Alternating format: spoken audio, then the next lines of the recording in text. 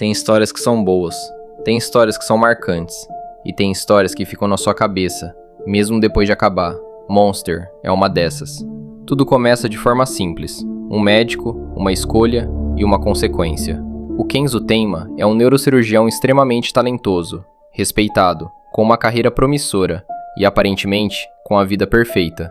Até que um dia ele precisa tomar uma decisão: salvar a vida de uma criança ou seguir ordens e priorizar alguém mais importante. E ele escolhe salvar a criança. Naquele momento, parece a decisão certa, a mais humana, a mais ética. Mas o problema de Monster é que nada é tão simples assim, porque aquela criança era o Johann Liebert, e é aqui que tudo começa a desmoronar. Anos depois, Tenma percebe que aquela escolha teve consequências. Consequências que ele nunca imaginou, porque o garoto que ele salvou se tornou algo completamente diferente, algo difícil até de explicar.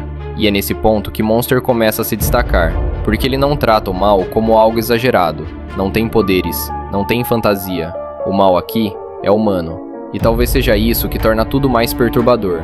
O Johann não precisa de força, não precisa de habilidades especiais. Ele manipula pessoas, ele entra na mente delas e faz com que elas mesmas destruam tudo ao redor. E isso levanta uma pergunta que acompanha a obra inteira: o que cria um monstro? Alguém nasce assim ou se torna? E o anime não te dá uma resposta fácil, ele te faz pensar. E talvez a parte mais forte dessa história não seja só o que acontece, mas o que ela quer dizer. Porque no fundo, Monster não é sobre perseguir um vilão, é sobre entender o que é o mal. E isso fica muito claro no contraste entre dois personagens, Kenzo Tenma e Johann Liebert. O Tenma representa uma ideia simples, mas muito poderosa. Todas as vidas têm o mesmo valor. Não importa quem seja, não importa o passado, não importa o que a pessoa fez. Para ele, uma vida é uma vida. E foi exatamente por isso que ele salvou o Johann. Porque naquele momento, ele não viu um monstro, ele viu uma criança. Só que o Johann é o completo oposto disso. Para ele, a vida humana não tem valor. É algo descartável, substituível. E isso cria um contraste muito forte. Porque enquanto Tenma tenta salvar, o Johann mostra como é fácil destruir. E o mais assustador é que o Johann não usa força. Ele usa palavras, ideias, manipulação. Ele encontra pessoas quebradas e empurra elas ainda mais para o fundo. E isso levanta uma das perguntas mais pesadas da obra. Se alguém pode ser levado a cometer o pior, essa pessoa sempre foi assim?